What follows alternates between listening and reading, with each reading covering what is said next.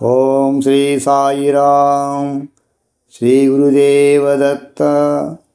శ్రీ సమర్థ రామదాస విజయము అధ్యాయం 37. ఓం గం గణపతయే నమః. ఓం శ్రీ సరస్వత్యై నమః. ఓం శ్రీ గురుదత్తాత్రేయాయ నమః. శ్రీరామ జయ రామ జయ జయ రామ. గోవా నుండి వచ్చిన మేలి రకం మామిడి పండ్లు గురుప్రసాదం. శ్రీ నిత్యానందరావు వారు శ్రీ సమర్థ రామదాస స్వామి వారి యొక్క సమయస్ఫూర్తిని, అనుగ్రహాన్ని సూచించే మరికొన్ని లీలలను ఇట్లు వివరించసాగిరి. మహాత్ముల ప్రతి కదలికయు అర్థవంతమైనదై ఉండును. ప్రతి వాక్యము శిష్యులను సంస్కరించున్నదై ఉండుననుటలో సందేహం అక్కరలేదు. వారి చర్యలన్నీ శిష్యులను సర్వవిధములా పరిరక్షణ చేయుటకేనని చెప్పుచూ, విద్యాసాగర, శ్రీ సమర్థుల వారి వాక్కు అమోఘమని ఎన్నో సందర్భాలలో తెలుసుకున్నాము గదా, ఇప్పుడేమి లీల చూపెదురో దర్శించదమని కన్నులు మూసి శ్రీ సమర్థులను ధ్యానించి తిరిగి ఇట్లు చెప్పసాగిరి. విద్యాసాగర, సద్భక్తుడు తన మనసుకు ప్రీతిగొలుపు వస్తువును ముందుగా భగవదర్పణం చేసి తర్వాతనే తాను అనుభవించవలననేది శాస్త్ర విహితము. అదేవిధంగా సద్గురుని శిష్యుడు తన గురువును భగవంతునిగా భావించాలని, తనకు ప్రీతికరమైన వస్తువు ఏదైనా ముందుగా గురుదేవునికి సమర్పించాలని, ఆ పిమ్మటినే తాను అనుభవించాలని శ్రీ గురుగీతలో శంకరుడు పార్వతీమాతకు బోధించి ఉన్నారు. ఈ నియమాన్ని సత్శిష్యులు తప్పక పాటించాలి.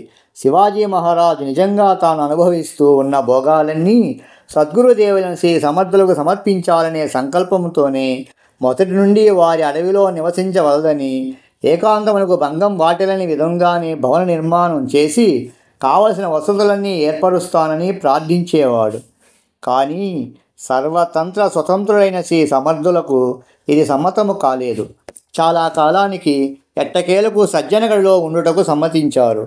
రాజా శివాజీ వారు మాత్రం ప్రతి వస్తువును గురుప్రసాదితమనే భావంతోనే స్వీకరించుట అభ్యాసం చేసుకున్నారు. అయినా వారికి మనసులోనే సమర్పించి తర్వాత స్వీకరించేవారు. ఈ విధంగా రోజులు గడుస్తుండగా ఒకనాడు మేలి రకం మామిడి పండ్లు, గోవా మామిడి, శివాజీ మహారాజు వారికి ఎవరో సమర్పించారు. అవి దివాణంలో రాణిగారికి పంపబడినాయి. రాచకార్యాలన్నీ చక్కబెట్టుకొని రాజావారు అంతఃపురానికి చేరుకొనేసరికి రాత్రి చాలా ప్రొద్దుపోయింది. రాణిగారు వారి రాకకై మామిడి పండ్ల రసముతో వేచి ఉన్నారు. శివాజీ పక్క మీదకు చేరుచుండగా రాణిగారు పండ్ల రసము పాత్రను చేతికిస్తూ, ఇది చాలా రుచికరమైన గోవా మామిడి పండ్ల రసము అని వివరించారు. వెంటనే శివాజీ మహారాజుకు తమ గురుదేవుడు సమర్థుల తలంపనకు రాగా, ఈ పండ్ల రసమును నా గురుదేవులు త్రాగకుండా నేనెట్లు స్వీకరించేది? హే గురునాథ, తమరు నాకు ఇటువంటి పరీక్షలు పెట్టుచున్నారు.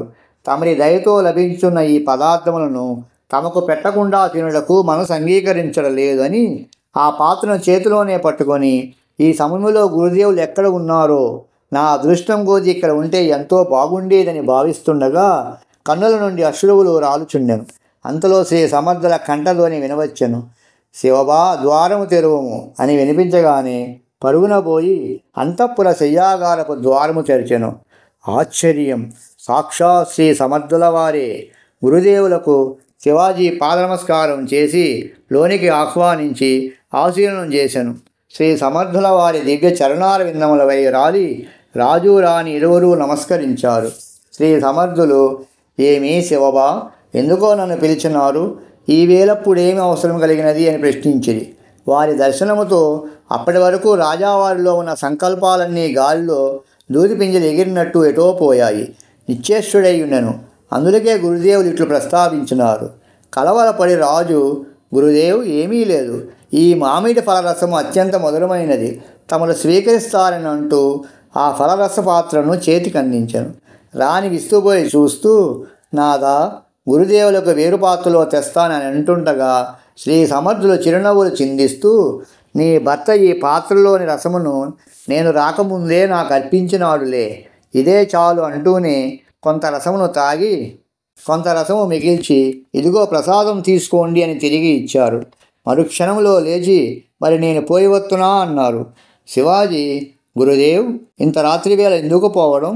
ఇచ్చట ఉండి రేపు పోవచ్చు కదా అని ప్రార్థనాపూర్వకంగా అంటుంటే శ్రీ సమర్థుల వారు నవ్వి, రాజా, వచ్చిన పని అయిపోయిందిగా, ఇంకెందుకు అంటూ బయటికి నడిచారు. శివాజీ రాజావారు గురువుగారికి ఏమీ అడ్డు చెప్పలేక, మహారాజ్ ఆగండి, దివిటీల వారినన్నా రానియ్యండి మీ కూడా అంటూ ఆయనను వారిస్తూ ఉన్నారు. శ్రీ సమర్థులు, అవన్నీ నాకెందుకు, ఇతరా, నేను ఎలా వచ్చాను అలాగే వెళుతాను అంటూ రాజుగారి చేయి పట్టి కోట గోడ దాకా తీసుకువచ్చి తర్వాత కోట గోడపైకి ఎగిరి మెరుపు వంటి కాంతితో ఆకాశంలో ప్రయాణిస్తూ ఉంటే రాజావారు అలాగే ఆ కాంతిపుంజాన్ని చూస్తూ ఆశ్చర్యంలో మునిగి కొంతసేపు ఉండి తిరిగి వచ్చి వారు త్రాగా మిగిలిన మామిడి ఫల రసమును రాణిగారు తాను ప్రసాదంగా తీసుకున్నారు. సద్గురుని లీలలను మననం చేస్తూ, వారికి సాధ్యాసాధ్యాలు లేవు, ఇటువంటి సద్గురు తనకు లభించుట ఎన్ని జన్మల పుణ్యఫలమో అని చింతించుచు నిద్రించారు. నిత్యానందుల వారు శ్రీ సమర్థుల వారి ఘనమైన ప్రభావం గురించి ఇట్లా చెప్పుచుండగా విని ఆనంద పరశుడై విద్యాసాగరుడు ఇట్లు ప్రార్థించెను. గురుదేవా, నిజంగా శ్రీ సమర్థుల వారి లీల అనూహ్యములు. వారంతటి వారు మన దేశంలో మరికొందరు ఉద్భవించి ఉన్నట్లయితే భారతదేశము ఆనాడే స్వాతంత్రమునికి సంతరించుకొనగలిగి ఉండేదేమో అనిపిస్తుంది.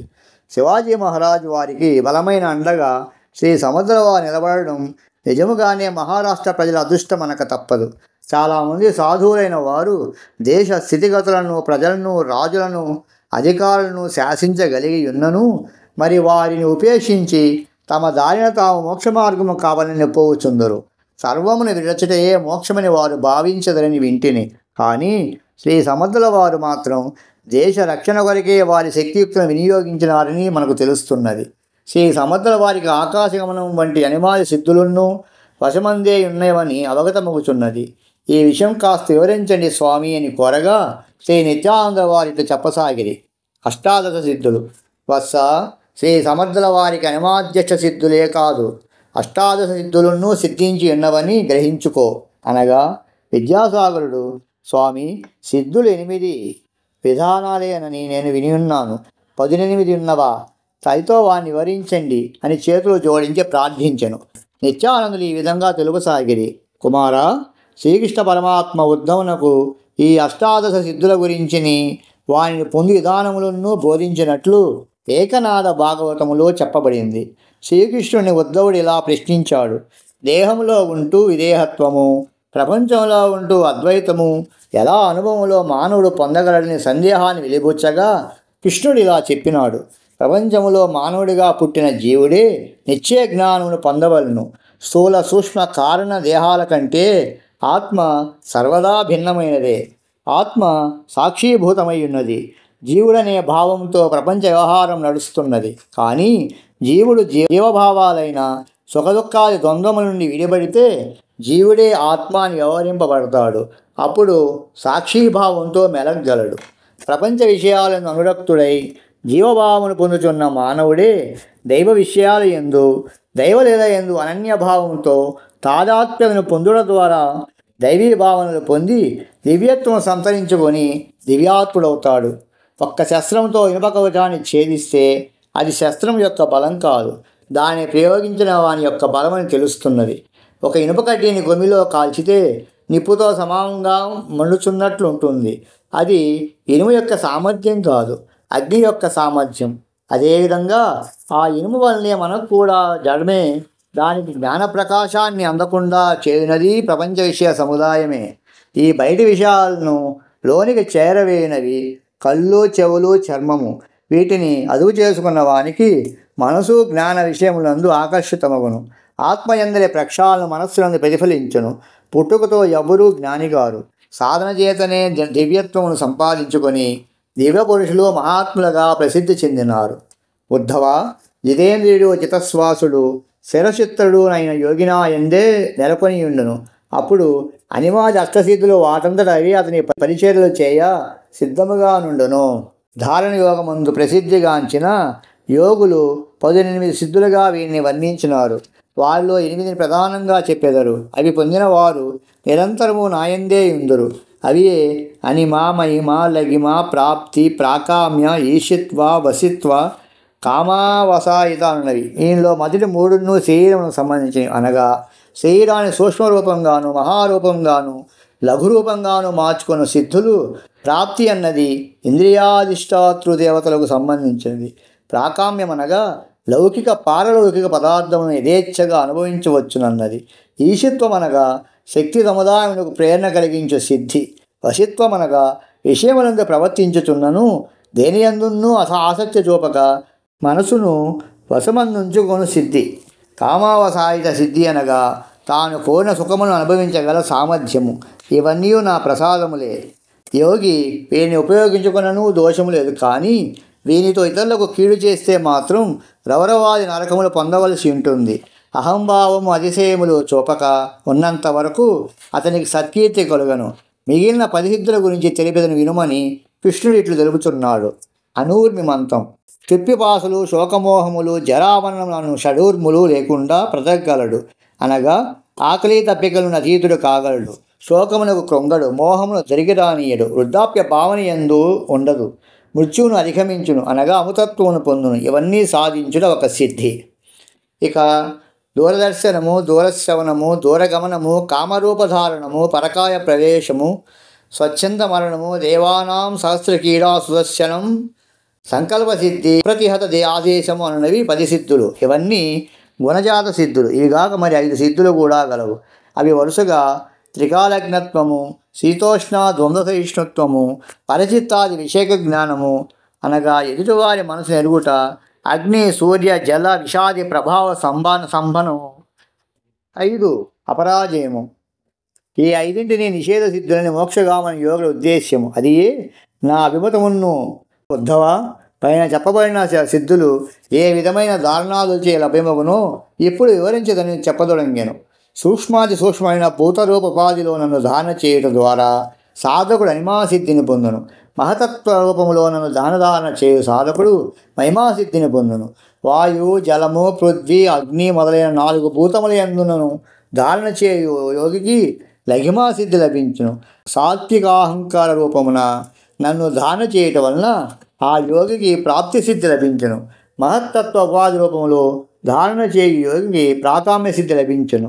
త్రిగుణ మాయాధీశుడును కాలస్వరూపుడైనను తురీయ నామధేయుండునగు నాయందు దృష్టి నిలిపి ధారణ చేయు యోగి వసిత్వ సిద్ధిని పొందును. నిర్విశేష పరబ్రహ్మ స్వరూపునిగా నన్ను ఉపాసించు వానికి సకల కామ్యములు పరిపూర్ణమగును. అతడు అనిర్వచనీయ పరమానందమును పొందును. సాత్విక ధర్మరూప స్వరూపుడైన నన్ను సాత్విక భావంతో ఉపాసించిన యోగి షడూర్ములను అధిగమించుటకై అనూర్మి మత్వమను సిద్ధి లభించను. ఆకాశాత్మక ప్రాణరూపోపాధి విశిష్టుడగు నా యందు ధారణ చే యోగికి దూరశ్రవణ సిద్ధి లభించును. సూర్యమండలమునందు నేత్రములందు సూర్యుని ధ్యానించి యోగి దూరదర్శనము చేయు సిద్ధిని పొందును. అనగా ఉన్న చోటనే ఉండి సమస్తమును దర్శించు సిద్ధి. మనోదేహములను ప్రాణవాయువుతో కలిపి నన్ను ధ్యానించు యోగికి మనోజపమును సిద్ధిని పొంది తలచిన క్షణములో ఎచ్చటికైనను పోగలడు. అత్యంత శక్తియుక్తుడైన నన్ను మనస్సును ఉపాదాన కారణముగా చేసి ధ్యానించి యోగి కామరూప సిద్ధి వలన తానే రూపము ధరించవలనన్న ఆ రూపమును ధరించగలడు. పరకాయ ప్రవేశము చేయదలిచిన యోగి తానా శరీరమునందే ఉన్నానని భావించి ధారణ చేయను. పుష్పము నుండి పుష్పమునకు ఎగిరిపో భ్రమణం వలె అతని యొక్క ఆత్మ యొక్క శరీరములోనికి ప్రవేశించును. స్వచ్ఛంద మరణం. కాలిమలమచే గురద్వారమును నిరోధించి ప్రాణోపాధియగు ఆత్మను హృదయ కంఠ శిరోభాగములపైకి తీసుకుని పోయి బ్రహ్మరంధ్రము ద్వారా బ్రహ్మవస్తువుతో అనగా పరమాత్మతో కలిపి శరీరమును త్యజించును. దీపవిహార స్థలములను దర్శించగోరు యోగి నా శుద్ధ సత్వమును ధారణ చేసిన ఎడల విమానారూఢులైన దేవతల దర్శనం పొందును. సత్సంకల్పమయుండునగు నా యందు ధారణ చేసి శ్రద్ధాలువైన యోగి పొందలేని సిద్ధి ఏదీ లేదు. సంకల్ప సిద్ధిని పొంది లోక కళ్యాణము చేయును. ఒక్క మాటలో చెప్పవలనన్నా నేనే అతని యందు వర్తించెదను. సర్వనియంతగా నన్ను ఉపాసించు వానికి నా యందలి భక్తి భావన చేత త్రికాలజ్ఞత్వము లభించును. జలములో నుండి ప్రాణులకు జలము వలన ఎట్టి హానియు కలుగనట్లు నా భక్తి సంపన్నుడైన వానికి యోగ పరిపక్వత లభించును. కావున జలము అగ్ని వాటి స్వభావమును కోల్పోవును. ధ్వజము ఆతపత్రము వ్యజనము శ్రీవత్సములను ధరించి శంకు చక్ర గదాపద్మహస్తునిగా నన్ను ధారణ చేయువాడు అజేయుడగును. ఎవరి చేతను పరాజితుడు కాదు. వీనిలో దేనిని సాధించవలనన్ను సాధకుడితో సాధనా చతుష్టయ సంపన్నుడు కావాలని అనగా ముందుగా నిత్యానిత్య వస్తువేకము, నిత్యమైన వస్తువేదు అనిత్యమైన వస్తువేదు యథార్థముగా తెలుసుకున్నది. ఇహాముత్ర ఫలభోగ విరాగము, ఐహిక సుఖములందును స్వర్గాది సుఖములందును ఆశ లేకుండుట. ఈ శమాది షట్క సంపత్తి. సమము అనగా అంతరింద్రియ నిగ్రహము, సమము అనగా బాహ్యేంద్రియ విగ్రహము, ఉపరతి అనగా తనలో తాను సంతృప్తి సంతోషమును పొందుట ద్వారా ఆత్మానందముకు దగ్గరవుట. శమదమాదులు ఆచరించుట ద్వారా సంపాదించిన లబ్ధి వలన శాశ్వత వస్తువైన పరమాత్మపై మనసు నిలుపుట ద్వారా పొందే శాంతిని ఉపరతి అని కొనియాడినారు. తితీక్ష, ఈ ప్రపంచంలోని ద్వంద్వములకు చెలింపకుండుట, శీతోష్ణాదులు సుఖదుఖాదుల చేత బాధింపబడక సాధించవలన లక్ష్యం నుండి ఇష్టముతో కూడిన ఓర్పు కలిగి వర్తించుట. శ్రద్ధ అనగా గురువు పరమాత్మ వేరు కాదని స్థిరచిత్తముతో నమ్మి వారిని సేవించుటే లక్ష్యముగా నించుట. శ్రద్ధయే స్వభావముగా రూపొందును. సమాధానము, ఇది చిత్తమునకు సంబంధించినది. మొదటి 5 సాధనల ఫలితముగా పరమాత్మ గురించి కానీ సద్గురుని గురించి కానీ సందేహములు లేకుండుట మనసు నిశ్చలత నుండి మోక్షం పొందుటకు అర్హత కలిగించును. ఆ పైన 4వ సంపద అయిన ముముక్షుత్వము ప్రాప్తించును. పై సంపదను పొందవలనన్నచో సాధారణ మానవుడు కానీ సాధకుడు కానీ సద్గురుని వాక్యములు శ్రవణం చేయవలను. శ్రవణం చేసిన విషయములను మననం చేయవలను. ఆ విషయములను మనసునందు నిధిధ్యాసము చేయవలను. అనగా మననము చేయునప్పుడు కలుగు సందేహములను నివారింపచేసుకున్నట్టుకు ప్రయత్నించవలను అని శ్రీకృష్ణ పరమాత్మ ఉద్ధవునకు బోధించి ఉన్నారు. విద్యాసాగర, ఈ విధమైన సాధనలు చేయక ఎవరున్నూ మోక్షార్హులు కాలేరు. ఇవన్నీ సద్గురు సేవ ద్వారా మాత్రమే తెలియనగును.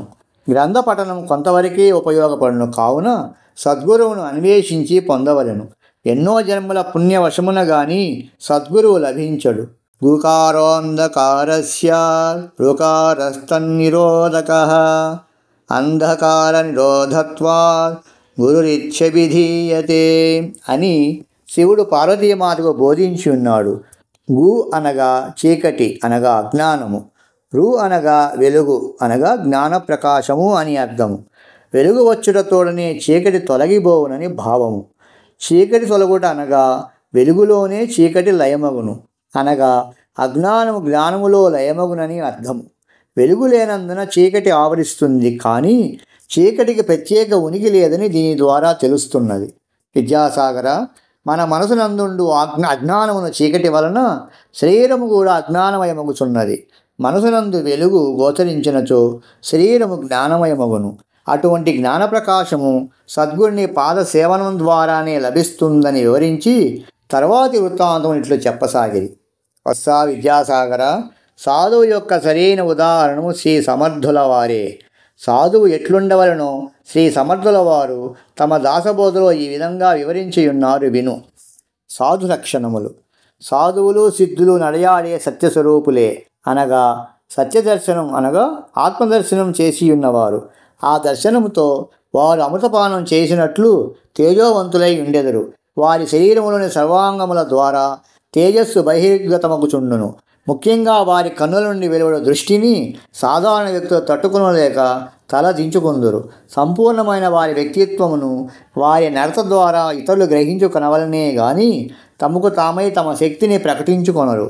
సాధకులైన వారు మాత్రమే సిద్ధ పురుషులను నిజ సాధువులను గ్రహించుకొనగలరు. వేదశాస్త్రములందు సిద్ధ లక్షణములు వర్ణించబడి ఉన్నవి. ఆ శాస్త్రములు ఎవరిని సత్యస్వరూపుని కొనియాడినవో ఆయా లక్షణములతో ప్రకాశించే వ్యక్తిని చెంతచేరి సత్యమును తెలుసుకొనవలసిన అవసరము మానవులందరికీ గలదు. వారి సాహచర్యము చేత సాధారణ వ్యక్తి కూడా సుగుణములను అలవరుచుకొని జ్ఞానమును పొందగలడు. అట్లు వారి సాంగత్యమును పొందవలనంటే అసలైన సాధు లక్షణములను ముందుగా అందరూ తెలుసుకోవాలి. సాధువు స్థితప్రజ్ఞుడై ఉంటాడు. అతడు నిర్భయుడు కాబట్టి అందరికీ అభయం ఇవ్వగలిగి ఉంటాడు. అతని లక్ష్యము స్వస్వరూపానుసంధానమునందే ఉండును. బాహ్య విషయములు ఏవీ అతన్ని చలింపజేయలేవు. ఇతరుల హావభావములతో అతనికి పనిలేదు. వారు సమాజంలో చరించినప్పుడు సాధకుల వలె కనపట్టుచుందురు, కానీ వారి అంతరంగ స్థితిని నేర్పరులైన సాధకులు తెలుసుకొనగలరు. నిజమైన సిద్ధునకు సందేహములు ఉండవు. వారి లోపల వెలుపల సమాధానమే యుండును. వారి సన్నిధిలో ఎవ్వరూ దాచగలిగిన విషయాలు ఉండవు. వారు సర్వజ్ఞులై యుందరు. నిరంతరము స్వస్వరూప స్థితి యందు అచలమై ఉన్నందున చలించుచున్నను వారి నిశ్చలతకు బంధము లేదు. పరిగెత్తుచున్నను అచలుడే. దీనికి ముఖ్య కారణం వారి అంతరంగ స్థితి. వెలుపలి దేహాదులు ఎట్లున్నను వారి లక్ష్యము భగవాను ఎందే యుండును. అటువంటి వారినే సాధువందురు.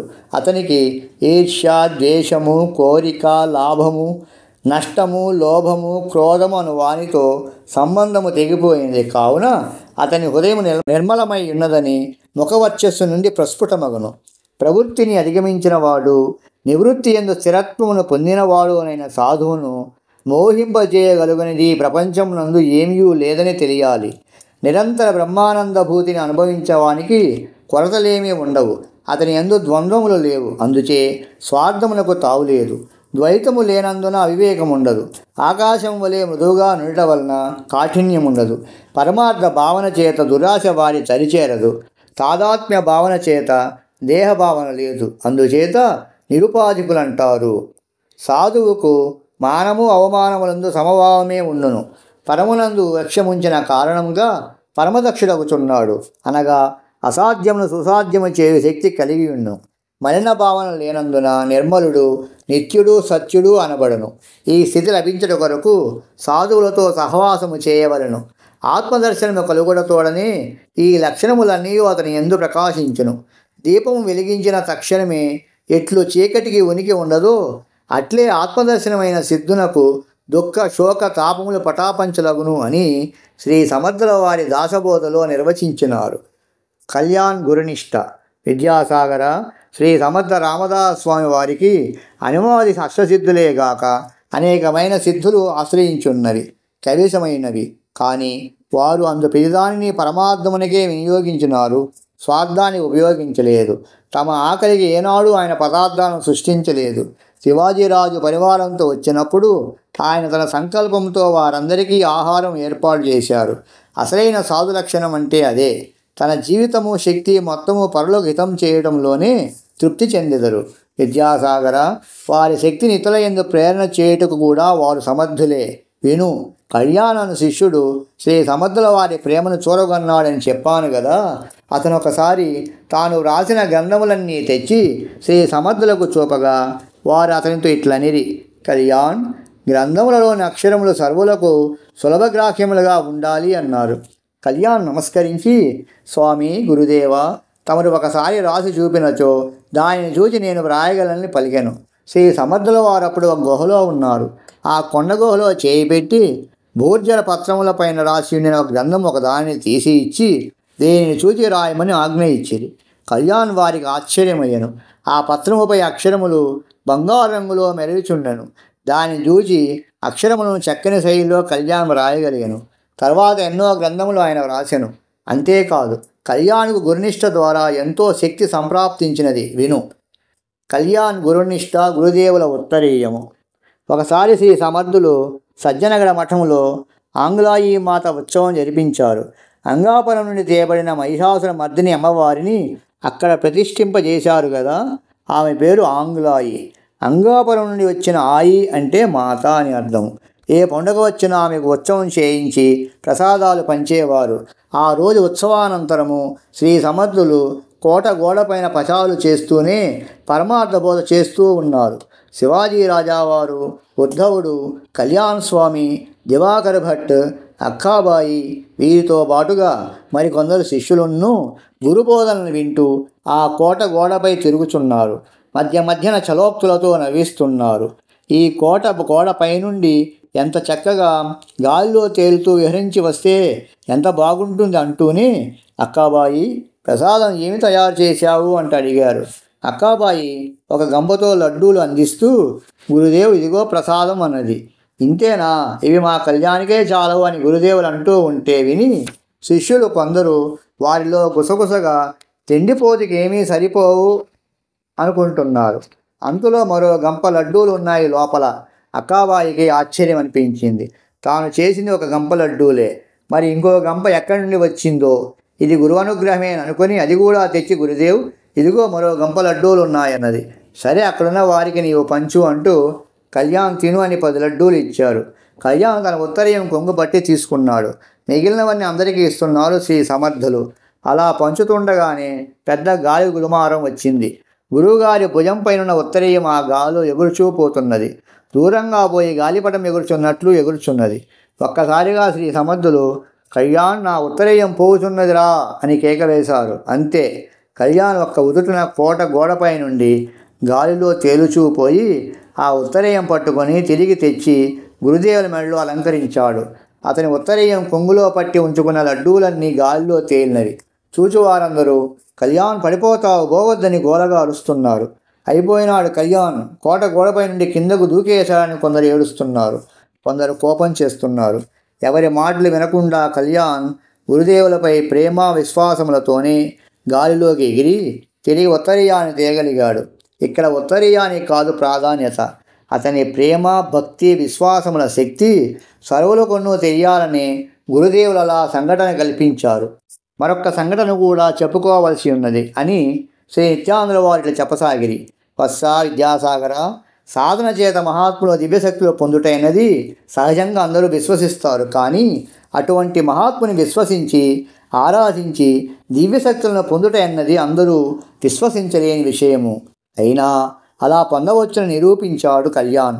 ఇతని చరిత్ర కూడా ఒక గ్రంథము కాగలదు. ఒకసారి శివాజీ మహారాజా వారు గురుదేవులకు సర్వ అలంకారంతో ఒక గుర్రమును సమర్పించినారు. శ్రీ సమర్థుల వారు నాకెందుకు ఈ గుర్రాలు ఏనుగులు అంటుంటే రాజావారు తమరు ఎక్కడికైనా వెళ్ళాలంటే వేగంగా వెళ్ళగలరని సమర్పించానని సవినయంగా చెప్పుకున్నారు. శ్రీ సమర్థులు నవ్వుకొని సరే స్వీకరిస్తున్నానని వారికి తృప్తి కలిగించి ఆ గుర్రానికి ఉన్న అలంకారాలన్నీ తీసేయమన్నారు. శివాజీ ఇది చాలా పొగరగలది గురుదేవా అని చెప్పారు. శ్రీ సమర్థులు అలాగా అంటూనే జీను కళ్యం లేకుండానే దానిపై ఎక్కి స్వారీ చేస్తూ క్షణంలో కనుమరుగైనారు. కళ్యాణ్ స్వామి ఉద్ధవ స్వామి ఇరువురును ఒకరు చక్కెర ఒకరు కమండంలో నీరు తీసుకొని గురుదేవా అంటూ గాల్లోకి ఎగిరిపోయినారు. ఆ గుర్రం శరవేగంతో పోయి ఒక చోట ఆగగా గురుదేవులకు ఆ వెనుకనే వచ్చిన శిష్యులు ఇరువురు త్వరగా చక్కెర నీరు అందించారు. శ్రీ సమర్థులు ఆ నీరు త్రాగి మీరు వెనకాలేరండి, నేను మఠానికి పోతానని ఆజ్ఞాపించారు. వారిరువురు తిరిగి ఆశ్రమానికి వెళ్ళేటప్పుడు మాత్రం నడుచుకుంటూ వెళ్ళి చేరుకున్నారు. శివాజీ ఆశ్చర్యంతో చూస్తుండగా దానిని చెవులు పట్టి అప్పగించుచు శివాజీ ఇది నీకు బాగా పనికొస్తుంది, తీసుకెళ్ళు, దీని ద్వారా అనేక విజయాలు సాధించు అంటూ ఆశీర్వాదం చేశారు. వెనకాలే వచ్చిన కళ్యాణ్ ఉద్ధవులను చూసి మఠంలోని వారంతా ఆశ్చర్యంతో ప్రశ్నల వర్షం కురిపించారు. శ్రీ సమర్థుల వారు గుర్రం మీద వాయువేగంగా వెళ్ళారు, మీరెలా కలుసుకోగలిగారని ప్రశ్నించారు. మేము కూడా వాయువేగంతోనే వెళ్ళామని వారు సమాధానం చెప్పారు. మరి తిరిగి వచ్చేటప్పుడు ఎందుకు నడుచుకుంటూ వచ్చారని ప్రశ్నించారు. అందులోకి వారు ఇందులో ఆశ్చర్యం ఏముంది, గురు కార్యానికి గురుశక్తి ఉపయోగపడుతుంది, మన అవసరానికి మన శక్తి ఉపయోగించుకోవాలి అని సమాధానం చెప్పాడు కళ్యాణ్ అని శ్రీ నిత్యానందులు చెప్పగా విద్యాసాగరుడు స్వామి గురుదేవ శ్రీ సమర్థులను సేవించిన కళ్యాణ స్వామి కూడా సమర్థుడే అయినాడని దీనిని బట్టి తెలుస్తున్నది. శ్రీ సమర్థుల గురించి మరికొన్ని విషయాలు చెప్పండని ప్రార్థించాడు. శివాజీకి సంకటం. విద్యాసాగర, ఒక్కసారి శివాజీ మహారాజుకు గొప్ప సంకటం ఏర్పడింది. ఆ సమయంలో శ్రీ సమర్థులు తీర్థయాత్రలో ఉన్నారని తెలిసింది. శివాజీని తనకు విధేయునిగా చేయమని షహాజీని అనగా శివాజీ తండ్రిని బాదుషా బీజాపూర్లో చాలా ఇబ్బంది పెట్టినాడు. అతని చేత కుమారునికి శివాజీ ఆ రాజుకు సహకరించాలని లేఖ వ్రాయించినాడు. కానీ శివాజీ తన తండ్రి లేఖకు సమాధానం ఇవ్వలేదు. నా గురువే నాకు ముఖ్యని లేఖ తెచ్చిన వానితో చెప్పి పంపినాడు. బాదుషా షహాజీని వెంకోజీని బందీలుగా చేసి ఖైదులో ఉంచాడు. అఫ్జల్ ఖాన్ అనే సర్దారుతో ఎట్లయినా సరే శివాజీని చంపమని ఆజ్ఞాపించాడు. అతడు మహాక్రూరుడు. సైన్యాన్ని సమకూర్చుకొని తుల్జాపూర్ పండరీపూర్ మధ్యన తిరుగుచు దేవాలయాలు ధ్వంసం చేస్తే శివాజీ ఎదురుపడతాడని అతని పన్నాగం. సామంతరాజుల వద్ద నుండి లేఖలు వస్తున్నాయి. శివాజీ వద్దనున్న మంత్రులు దండనాథుడికి ఏమైనా సరే యుద్ధానికి సిద్ధమైకపోతే రాజ్యం తగ్గదంటున్నారు. శివాజీ మాత్రం గురువాజ్ఞ లేకుండా మనమేమీ చేయరాదని ఆపుచున్నారు. ఆ పరిస్థితుల్లో అందరికీ ప్రాణాంతకమైన చూస్తుండవలసిందేనా అనే భావం కలిగింది. చచ్చినా బ్రతికినా నేను శ్రీ సమర్థుల ఆజ్ఞ లేకుండా నిర్ణయం తీసుకోనని శివాజీ భీష్మించుకున్నారు. అందరికీ మహా సంకట పరిస్థితి. చింతాక్రాంతులైనారు. ఇన్ని యుద్ధాలు చేసి ఇంత రాజ్యం స్థాపన చేసి ఇప్పుడు చేజేతులారా వదిలివేయాలా? శ్రీ సమర్థులు దుష్టశిక్షణను ఆమోదిస్తారు కదా, ఇప్పుడెందులకు ఉపేక్షిస్తున్నారు అని అందరూ శ్రీ సమర్థులను మానసికంగా ఉపాసించినారు. శివాజీ ఎదుట అర్ధరాత్రి ఒక వెలుగు పుంజమునందు శ్రీ సమర్థులు ప్రకటమై, ఏమిటి, ఎందుకంత ఆలోచనలో పడినావు? నీవు రాజ్యకార్యబద్ధుడవు, నేను అరణ్యాల్లో తిరుగుచుండేవాడను. నీవు జనక మహారాజు అంతటి వాడవు. గురువాజ్ఞని నిష్టపై కూర్చుంటే ముందున్న సమస్య తీరుతుందా? దేనికి? దేవికి ఇష్టడవు కదా, దేవిని ప్రార్థించు. నీలో ఉండి ఆమె ఏమి పలికిస్తే దాన్నే ఆచరించు. ఈ సంఘటన నిన్నేమీ చేయదు అని ఆజ్ఞ చేసి ఆ వెలుగులో అట్లే అదృశ్యమైపోయాను. వెంటనే మంత్రులను పిలిచి ఈ విషయం చెప్పి భవానీమాతను ప్రార్థించి ఏమి చెప్పేదనో దాన్ని రాసుకొని ఆ విధంగా వ్యూహరచన చేయండి అన్నారు శివాజీ. అదేవిధంగా రాసుకొని రణ్తోండి గుట్టల మధ్యన అఫ్జల్ ఖాన్ సైన్యాన్నంతటినీ ఇరికించి వధించారు. ఖాన్ని కవించి ప్రతాప్గఢ్కు తీసుకుపోయి శివాజీ అతనితో తలపడి అతనిని వధించి అక్కడే పూడ్చిపెట్టాడు. అక్కడే ఒక బురుజు కట్టించి దానికి అఫ్జల్ ఖాన్ బురుజు అని పేరు పెట్టాడు. ముస్లింలకు అది చూస్తేనే దడ పుట్టాలి. అంతటి వీరుడే మట్టి కరిచాడని వారికి గుర్తుండాలి. అలా శివాజీ నిర్ణయించారు. ఇక్కడ జరిగిన యుద్ధం చరిత్రలో గొప్ప భాగంగా మారింది. బాదుషా గుండెల్లో దడబుట్టింది. అటువంటి శివాజీ తన మీదకు వస్తే మరణమే శరణమని శివాజీ తండ్రిని పరివారమును ఎక్కడికైనా పొమ్మని చెరసాల నుండి వదిలిపెట్టాడు. శివాజీ విజయం సాధించినందుకు రాజ్యంలో విజయోత్సవం జరిపించి గురు దర్శనానికి సమర్థులు ఎక్కడ ఉన్నారు అని విచారించుకొని వచ్చి దర్శించాడు. అప్పుడు శ్రీ సమర్థులు శివధర్గఢ్ గుహయందుండి దాసబోధ రాయిస్తున్నారు. అప్పుడు 11వ దశకములో 5 సమాసములు పూర్తి అయి 6వ సమాసము ఉత్తమ పురుష లక్షణములు ప్రారంభమైనది. ఇంతలో శివాజీ మహారాజ్ వచ్చి శ్రీ సమర్థులకు నమస్కరించగా అపార ప్రేమతో కృపాదృష్టిని అతనిపై ప్రసరింప చేస్తూనే కళ్యాణ్ స్వామికి 6వ సమాసము పూర్తిగా ప్రవచిస్తూనే ఉన్నారు. రచన పూర్తయిందాకా రాజావారు గురువాజ్ఞ కాలేదు కావున నిలబడియే ఉన్నారు. రచన పూర్తి కాగానే కూర్చుండమని సంజ్ఞ చేసి ఆ సమాసమును రాజావారి చేతికిచ్చి చదవమని ఆజ్ఞాపించాడు. రాజావారు చదువుతున్నంతసేపు వారికి గొంతు గద్గదమై కన్నుల వెంట ధారగా ఆనంద బాష్పాలు కారుచున్నవి. వాటిని తుడుచుకొనుచు గొంతు సవరించుకొనుచు పూర్తి చేశారు. కళ్యాణ్తో సమర్థులు ఈ లక్షణాలన్నీ మన శివాజీవే కదా అంటూ నవ్వుచుంటే అడ్డు వచ్చి శివాజీ, గురుదేవా, ఈ సామర్థ్యమంతయు తమరిదే. నేను తమరి చేతిలోని ఒక పరికరమును. ఈ పరికరమును ఉపయోగించి తమరి ఘనకార్యమును సాధించినారు. కానీ ఇందు నా ఘనత ఏమీ లేదని పాదాభివందనం ఆచరించినారు. తదుపరి శ్రీ సమర్థులు, కాదు కాదు, ఈ సామర్థ్యమంతయు రఘువీరునిదే, నేను దాసుడని మాత్రమే అన్నారు. అప్పుడు శివాజీరాజు, నేను దాసానుదాసులను, తమ దాసులను అన్నారు. శ్రీ సమర్థులు నవ్వుచు, నీవు జన్మ జన్మాంతరములందు శ్రీరామప్రభు యొక్క సేవకుడవు. ఈ జన్మలో ఆయన నీకు సార్థకత కూర్చున్నాడు. సరి, ఖాన్ యొక్క బాధ తొలగబోయినది కదా, ఆ వ్యూహరచన ఎట్లున్నదని ప్రశ్నించారు. ఆ యుద్ధ విశేషమును విశదీకరించవలసిందిగా ఆదేశించారు. శివాజీకి ఆనాటి పరిస్థితులన్నీ ఒక్కసారిగా జ్ఞప్తికి వచ్చినవి.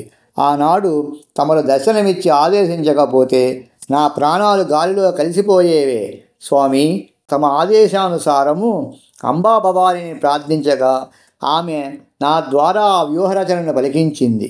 మా సైనికులందరూ అమితమైన ఉత్సాహము బలమును పొంది విజృంభించినారు. అఫ్జల్ ఖాన్ దురాగతాలను తిప్పికొట్టమని ఎక్కడికక్కడ సామంతరాజులకు ఆజ్ఞలు పంపామని చెప్పుచుండగా, సరే, ఆ ఖాన్తో నీవు తలబడి యుద్ధం చేసేటప్పుడే నీ స్థితి ఏమిటో గుర్తుందా అని సమర్థులు ప్రశ్నించారు. అప్పుడు శివాజీకి ఆ పరిస్థితి గుర్తుకొచ్చింది. మహారాజ్, ఏమని చెప్పాలి? నన్ను వాడు శంకులో బిగించి పట్టుకొని శిరస్సు ఖండించాలని ప్రయత్నించే సమయంలో నేను దేహభావంలో లేను. సూక్ష్మజీవి అయిన చీమల వలె అందరూ కనిపిస్తున్నారు. అంటే నేను ఉగ్రమారుతి వలె భారీ కాయము ధరించి కొండంత బరువు కావడంతో వాడి పట్టు నుండి తప్పించుకున్నాను. ఆ సమయంలో ఒక అఫ్జల్ ఖాన్ కాదు, 100 మందినైనా దెబ్బకు మట్టు పెట్టేంత ధైర్యము బలము కలిగి ఉన్నాను. ఇప్పుడు తలుచుకుంటే ఆశ్చర్యం కలుగుతున్నది. ఆ బలం తమరిచ్చినదేనని తెలుస్తున్నది అని చెప్పగా శివాజీ భుజం తడుచు, భలా శివాజీ, భలా, నా కుమారుడు అనిపించావు. నిరంతరము శ్రీరామ ప్రభువు నీకు అండగా ఉన్నారన్న విషయం గుర్తించు అని చెప్పి ఆ పైన అందరూ కలిసి శ్రీరామ ప్రసాదం స్వీకరించారు అని చెప్పి నిత్యానందులు నామస్మరణ చేశారు. జయ జయ రఘువీర సమర్థ అని అందరూ అన్నారు. జయ జయ రఘువీర సమర్థ, శ్రీరామ జయ రామ జయ జయ రామ. ఇది విద్యాసాగర శ్రీ నిత్యానంద యోగి సంవాద రూపమున శ్రీ దత్తాత్రేయ సంప్రదాయ శిష్య పరంపరలోని శ్రీ శ్రీ శ్రీ స్వామి విఠలానంద సరస్వతీ మహారాజ్ విరచిత శ్రీ సమర్థ రామదాస విజయములోని 37వ అధ్యాయము సంపూర్ణం. ఓం శాంతి శాంతి శాంతి.